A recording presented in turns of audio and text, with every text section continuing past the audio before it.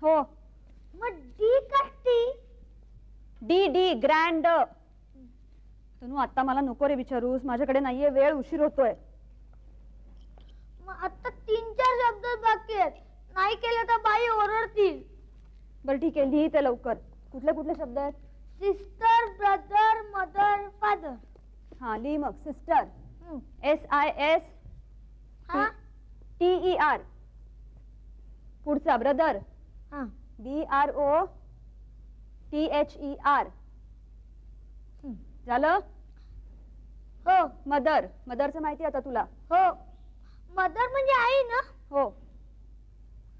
आणि फादर म्हणजे वडील. हो. वडिलांना हाक काय मारतात? वडिलांना तनू पप्पा किंवा डॅडी म्हणतात इंग्लिश मध्ये. पण तू आजूला बाबा म्हणतेस.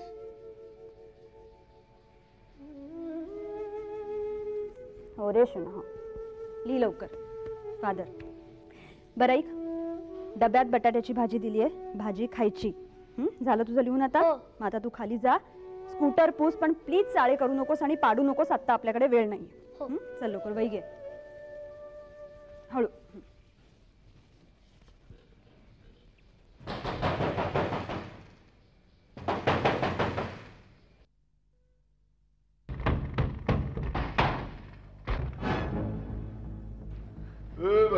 घाबरू नको, घाबरू नको.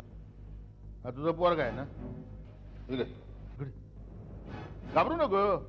हा घे चॉकलेट. घे चॉकलेट. तनू हे बघ, मम्मीला नंतर पाठव तुला. कोण आहात तुम्ही? काय हवंय तुम्हाला? इथे कशाला आलात तुम्ही? तुम्ही प्लीज पुढे येऊ नका. मी आरडाओरडा करीन ना, मी लोकांना बोलवीन, त्या गोळा करीन तिथे सगळ्यांना. ओरड, मोठ्याने ओरड. हा बघतो ना तुझ्या मदतीला कोण येत होती. अरे बोम मार ना बोम. झाला टाइमपास. भाई आपण बी एकदम जंटलमन माणूस आहे बरं का. आपल्याला बी पोरं बळ आहेत. तुझ्या पोराला चॉकलेट दिलं की नाही? पण तुम्ही इथे कशाला आलाय? तुम्हाला काय हवंय? काय ते देऊन टाक ना, कशाला लपवते? तुझा पोरगा ते एकदम लहान आहे. ती माणसं लय वाईट आहेत. आमच्या बॉसने पाहिलं ना तर काय करेल? काय करेल तुमचा बॉस? काय बाया माणसांना हात लावायची नाही अशी ऑर्डर आहे बॉसची. तरी यवानं हात तोडून टाकले असते, समजलं? आपण तुम्ही माझ्या का मागे लागलात? ते टेप्स माझ्याकडे नाही आहेत, माझ्या बॉस कडे. प्लीज मी तुमच्या पाया पडते, माझा हात सोडा प्लीज. माझ्या कशाला पाय पडतीये? टेप देऊन टाक ना आणि झंझट मधनं बाहेर पड. हा हे बघ, तुला दम द्यायचे पैसे मिळाले म्हणून दम देतो. आणखीन जास्त पैसे मिळाले ना, आणखीन काय करावं लागेल सांगू शकत नाही. हा पुन्हा येईन, नाव लक्षात ठेव. भैरप्पा.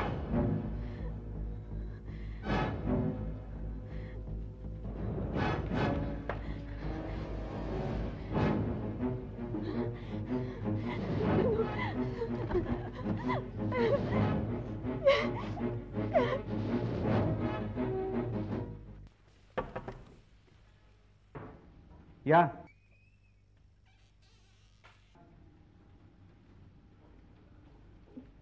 काय आज काही विशेष नाही? एकदम जोडीने आलायत. सर मी तुम्हाला काही सांगायला आलो, आय मीन रिक्वेस्ट करायला आलोय. सर आता तुम्ही डायरेक्ट ऍक्शन घ्या. Sit down. नाही ऍक्शन घेतो मी, पण विषय कळेल का मला? विषय काय नेहमीचाच, हिला येणारे फोन्स. अच्छा अच्छा अच्छा काय सर, हे टेन्शन आता हिला सहन होत नाहीये. आणि तुम्ही सुद्धा आता करू नंतर करू म्हणून काही सुद्धा करत नाही आहात. नाही मला कल्पना आहे, पण काय कल्पना आहे सर तुम्हाला? काय कल्पना आहे? एक भैरप्पा नावाचा गुंड हिच्या घरी डायरेक्ट जातो आणि हिला धमकी देऊन जातो हिच्या मुलासमोर. याची कल्पना आहे तुम्हाला? आकांक्षा, तुझी आणि माझी नीट ओळख नाहीये का? तुझी आणि माझी नीट ओळख नाहीये का? आहे ना सर. अच्छा अच्छा, मग तुझा आवाज वगैरे बसलाय का? घशाला काही प्रॉब्लेम आहे तुझ्या? नाही सर. का असं का विचारताय? नाही ग, आल्यापासून बघतोय मी की तुझ्या वतीनं हाच बोलतोय माझ्याशी. मला जाब वगैरे विचारतोय तो. नाही तसं काही नाहीये सर. नाही, मला तुला एक दोन गोष्टी सांगायच्या आहेत. त्या मी तुला सांगू का याच्याशीच बोलू? हे बघा सर, तुम्ही उगाच इगो इश्यू करू नका प्लीज. नाही, इगो इश्यू मी कधीच करत नाही. मला वाटतं हाच प्रॉब्लेम आहे. नाहीतर तुझ्यापेक्षा कितीतरी वरच्या पोझिशनवर असलेल्या माझ्याशी तू या भाषेत आणि या आवाजात बोलूच शकला नसतास. पण तुझं कामातलं कौशल्य आणि सिन्सिअरिटी याचा जसा मी मान ठेवतो तसाच माझ्या पोझिशनचा तूही ठेवावास. Yes sir. हा, तर मला तुम्हाला असं सांगायचं आहे एक मिनिट कांक्षा, मी जर बाहेर थांबतो.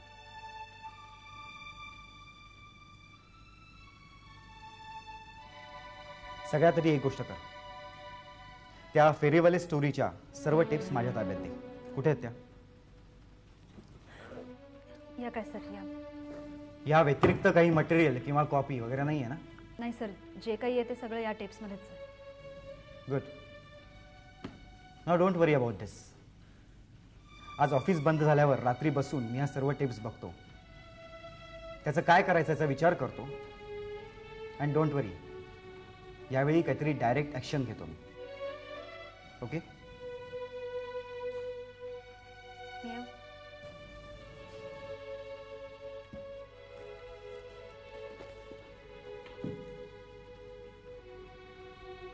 रात्री जायचं ना? कुठे? डिस्कला. बरी आहेस ना तू? का? काय झालं? परवाचा प्रकार आठवतोय ना? न आठवायला काय झालं? मग तरी लगेच जायचं म्हणतेस? प्राची, कोण कुठली ती दोन उन्हाळ मुलं? त्यांनी आपल्याला त्रास द्यायचा प्रयत्न केला म्हणून काय आपण डिस्कलाच जायचं नाही? हो, पण लगेच कशाला जायचं? पुढच्या आठवड्यात जाऊ. का? भीती वाटते? ती दोन उन्हाळ मुलं डूब बीक धरून परत त्रास देतील वगैरे. अक्षू, हल्ली काही सांगता येतं का? मी काही घाबरत वगैरे नाही. वेळ प्रसंगी मारामारी सुद्धा करी ना मी. मग उगाच कशाला? हे बघ, मी जाणार आहे. तू येणार आहेस की नाही तेवढं मला सांग. अक्षू, मी तुला एकटीला जाऊन देणार नाहीये, हे तुला माहिती. गुड.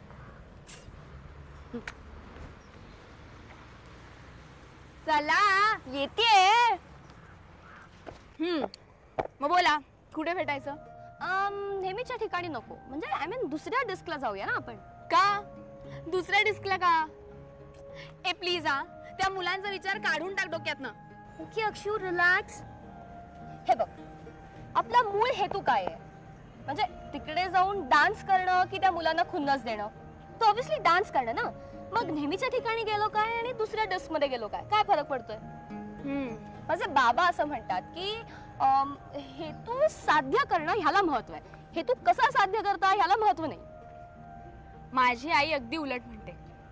ती म्हणते हेतू साध्य करण्याचा मार्गही शुद्ध असला पाहिजे.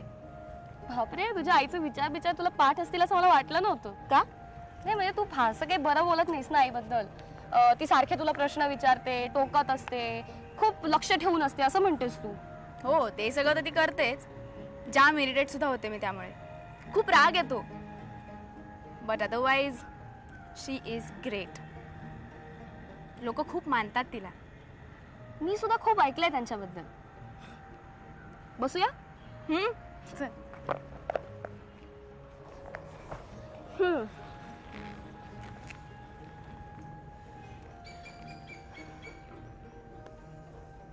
मी एक गोष्ट तुला सांगितलीच नाहीये अजून.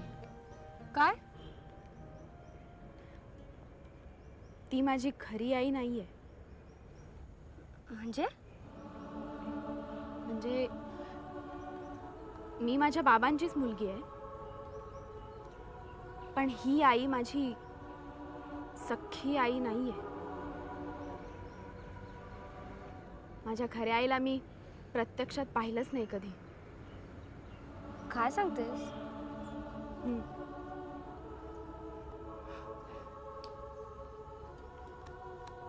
आयुष्य किती विचित्र असतं नाही? ए प्लीज हा, आपल्या वयाला शोभणार नाही तसे डायलॉग प्लीज मारू नकोस. आज रात्रीचं फायनल आहे ना? मग हा, आज रात्रीचं फायनल आहे ना? हो हो, डन. ए काय घालणार आहेस? मी हा, माझ्याकडे एक सॉलिड टॉप आहे, टकाटक अशक्य दिसेल मी त्यात. असं तूच म्हणतेस की इतरही कोणी? Akshay, may I come in sir? Yes, you are always welcome Akanksha. Good morning sir. Good morning. बस ना, बस. Thank you sir. सर, तुम्ही पाहिल्यात त्या कॅसेट्स? हो, पाहिलं ना. अगदी शांतपणे, एकाग्रपणे बघितल्या. पण आकांक्षा, खूप विचार करूनही त्या कॅसेट्समध्ये मला असं काहीच आढळलं नाही की ज्यामुळे तुला धमक्या याव्यात. सर, खरं तर माझंही मत तुमच्यापेक्षा फारसं वेगळं नाहीये, पण त्यात काहीतरी तर सिरियस असलं पाहिजे, त्याशिवाय कोण कशाला धमक्या देईल? नाही, पण आकांक्षा, माझ्या मनात एक विचार आला, म्हणजे वाईल्ड थॉट म्हण हवं तर तू. पण हे धमकावणं तुझ्या मित्रांपैकीच कुणी करत नसेल? धमकावणं मित्रांपैकी कोणी? हां, म्हणजे तुझी चेष्टा मस्करी करायच्या उद्देशानं किंवा... नाही सर, मला नाही असं वाटत आहे. कारण तुम्ही म्हणता तसं जर असेल तर कुणा एकाचा तरी आवाज ओळखता येईल ना मला. हे एक. आणि दुसरी गोष्ट म्हणजे एवढी माणसं इतके दिवस माझी चेष्टा करण्याच्या उद्देशाने मला छळतील? नाही sir, it's difficult to believe. बरोबर आहे तुझं म्हणणं. नाही, पण मग या भाजीवाल्यांच्या फेरीवाल्यांच्या स्टोरीमध्ये एवढा इंटरेस्ट कोणाला असणार आहे की ज्यामुळे तुला धमक्या याव्यात? फर्दर डेव्हलपमेंट म्हणजे सर, ही कॅसेट मिळवण्याचा प्रयत्न करणारा आणखीनही एक ग्रुप आहे. हां, ते धमक्या देत नाहीत, पैसे द्यायला तयार आहेत. What for? त्यांनाच माहीत. अच्छा, मला वाटलं होतं पाणी गळ्यापर्यंत आलंय, पण नाही, ते नाकापर्यंत येऊन पोचलंय. आता अधिक उशीर न करता याचा सोक्षमोक्ष लावायलाच हवा. आकांक्षा, तू एक काम कर, नचिकेतला बोलून घे. आपण तिघं एकत्र बसून ही कॅसेट बघूया. नचिकेतला कधी वेळ येते विचार, मला काहीच प्रॉब्लेम नाही आहे. पण प्रेफरेबली रात्री उशिरा ऑफिसात आपल्या तिघांव्यतिरिक्त कोणीही नकोय मला. नाही, सोक्षमोक्ष लावायलाच हवा. Akanksha, you have to manage it. ये तू. Okay sir.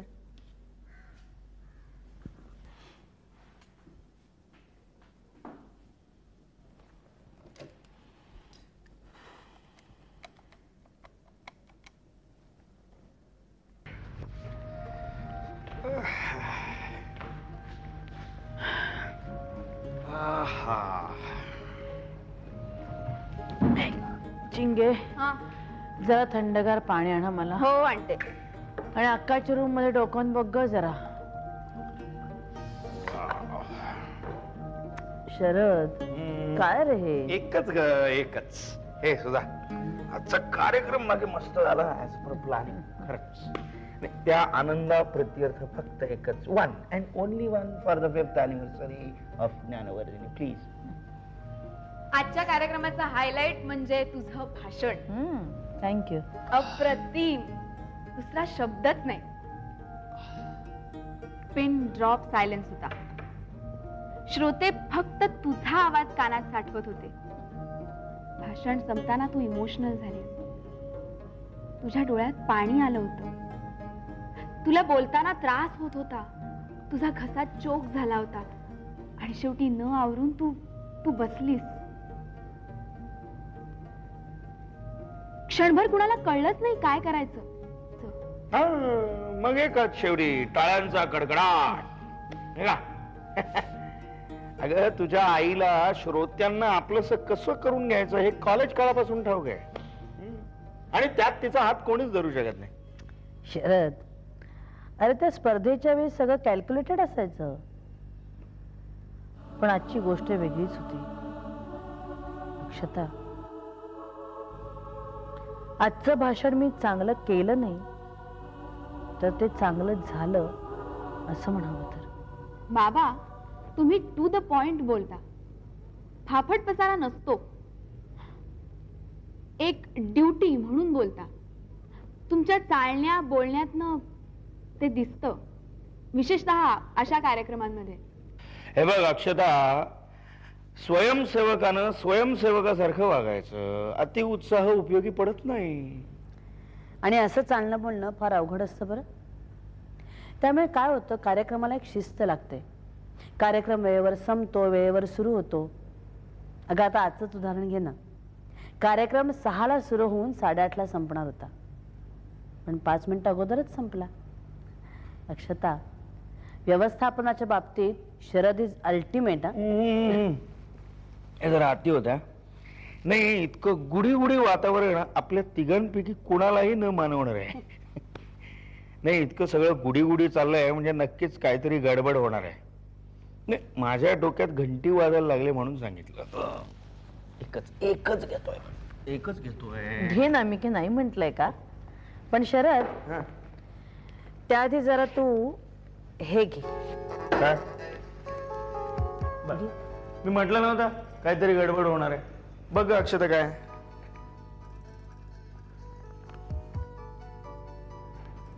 माय गॉड, 30 लाख ज्ञानवर्धिनी.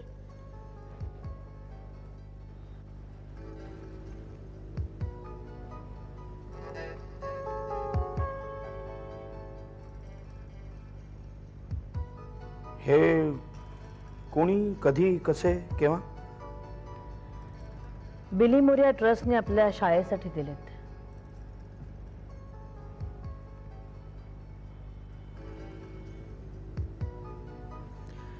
अच्छा अच्छा, म्हणून तू मला थांबायला सांगितलं होतंस का?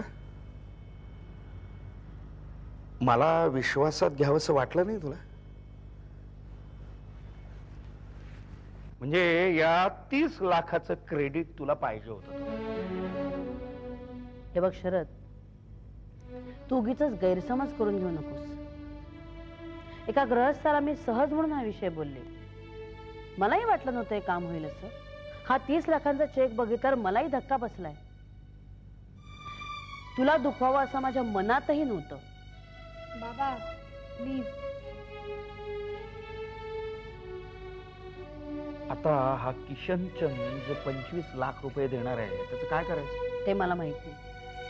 हे 30 लाख रुपये आहेत एवढंच मला माहिती. किशनचंदने दिलेले पैसे घ्यायचे की नाही घ्यायचे हे कमिटीने ठरवायचे. पण शाळा चालवण्यासाठी कमी पडणारे पैसे ह्या 30 लाखातून मिळतील. आणि म्हणून शाळेचं नाव ज्ञानवर्धिनीच राहणार.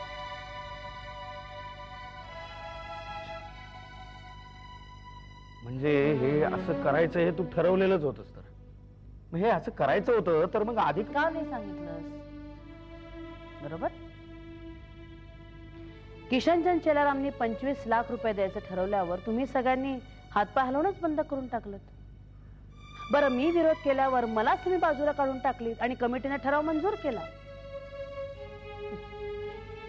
प्रयत्न केले तर सार्वजनिक जीवनातही तत्वाला मुरड न घालता काम करता येतात हेच मला दाखवून द्यायचं होतं.